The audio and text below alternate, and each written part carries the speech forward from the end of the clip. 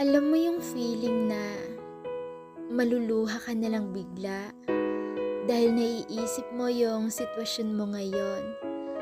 Yung mapapasabi ka sa sarili mo na sobra yung binigay na problema sa'yo kasi di pa nga natapos yung una, tapos dinadagdagan pa ng pangalawa.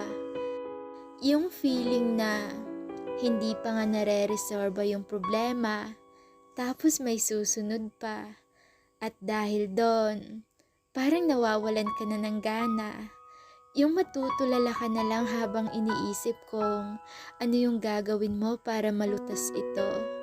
Yung mapapatulala ka na lang at tumutulo ang luha sa iyong mata. At ang tanging magagawa mo na lang ay manalangin sa Kanya.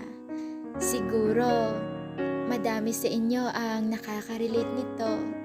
Kasi kahit sino namang tao ay talagang makakaranas ng ganito.